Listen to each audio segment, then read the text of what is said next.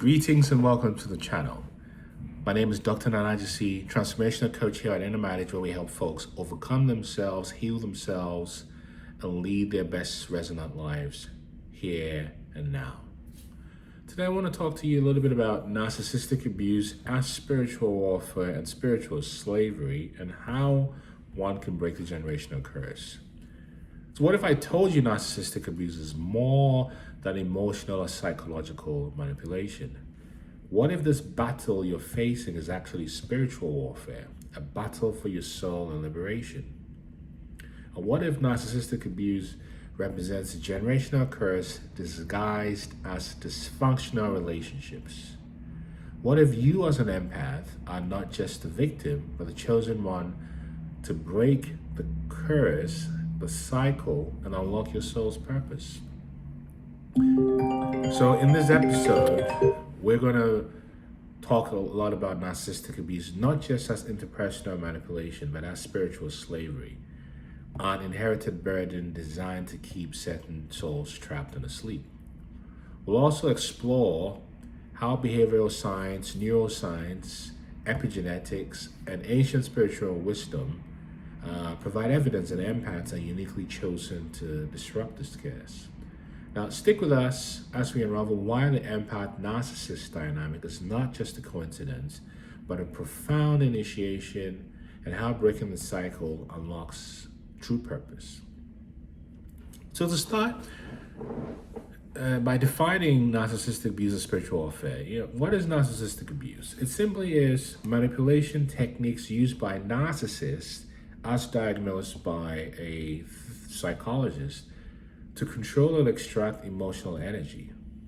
It includes gaslighting, which makes the victim doubt their reality, love bombing, which is using overwhelming attention to hook the target, devaluation and discard, which is breaking down the target or the empath's self-worth, and hoovering, which is an attempt to re-engage and re-control.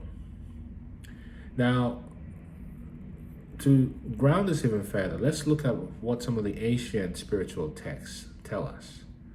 So let me borrow here from mystical traditions, the Christian tradition, and even Buddhism. So in the Christian circles, there's this notion in Ephesians 6:12 that says, "We wrestle not against flesh and blood, but against spiritual forces in high and low places." So you know that narcissistic abuse mirrors spiritual oppression designed to break one's connection to inner truth. And then even the Buddhist cosmology, or even in Advaita Vedanta, the concept of Maya, which is an illusion, traps souls in ignorance and suffering. And in mystical traditions, karmic cycles and soul lessons that include narcissists serve as shadow teachers, forcing empaths towards awakening. Now, narcissistic abuse's generational curse is often something that's repeated across generations. So narcissistic parents pass their trauma to their children, forming dysfunctional patterns and mimicking slavery. Similarly, narcissists mirror unresolved ancestral wounds. Each generation carries the burden unless someone chooses to heal, right? So when you go even further and look at behavioral science and empathic sensitivity, say what's the dynamic between empaths and narcissists? Well, research confirms that empaths score higher in emotional sensitivity, making them natural healers. And then in behavioral psychology, it shows that empaths are drawn to toxic individuals believing they can heal them, right? And then narcissists, in contrast, seek validation through control, leading to the empath's exploitation. And this is how the trauma bond is created, a psychological trap, because intermittent reinforcement strengthens the emotional attachment, which is similar to addiction, as the psychologists would propose. And neuroscience reveals that both dopamine and cortisol spike during abusive levels and abusive cycles, reinforcing the trauma bond. So it's also neurochemical. And why is the empath the target? The empath is the target because the empaths threaten narcissists because they expose inauthenticity. Behavioral science demonstrates how empaths unknowingly trigger narcissists' fear of abandonment or exposure. And empaths serve as mirrors reflecting the narcissist's insecurities, which escalates into abuse. So, what happens? Well, let's look at the neuroscience of spiritual warfare and trauma. So, narcissistic abuse rewires the brain. In fact, after abusive cycles happen, the brain chemistry is altered, leading to heightened fear responses and diminished self-worth. Prolonged stress affects the amygdala and prefrontal cortexes, impairing emotional regulation and decision making, right? So what happens to the empath's brain and spiritual sensitivity? Well, enhanced activity in the insula, which is the part of the brain that processes empathy and emotional awareness, spikes. And the empath's nervous system is more reactive to emotional stimuli, making them prone to burnout, but also prone to spiritual attunement, right? And breaking the trauma cycle from a neuroscience perspective shows that trauma can be reversed through neuroplasticity. That's rewiring the brain with new programming, new patterns of thought, etc. Then mindfulness practices also restore the nervous system, reconnecting the empath to their spiritual center. It's very important. So you may be thinking about narcissistic dynamics and emotional energy from, let's say, even an economic standpoint. So narcissists extract emotional energy, treating it as currency that feeds their futile and fragile egos. And economically, this dynamic mirrors exploitative labor. Just as enslaved individuals work to sustain the powerful, empaths emotionally labor to sustain narcissists. And narcissists manipulate with intermittent rewards, keeping empaths in a state of emotional starvation. And this tactic mimics how some economic systems, maybe in Venezuela and places like this, maintain control through scarcity and uncertainty, based on the current conditions. It's a great country, but we know there's some troubles there. And when you think about empaths as economic disruptors, when an empath awakens, they become threats to toxic systems built on control. Just as whistleblowers disrupt corporations, awaken empaths dismantle dysfunctional relational patterns.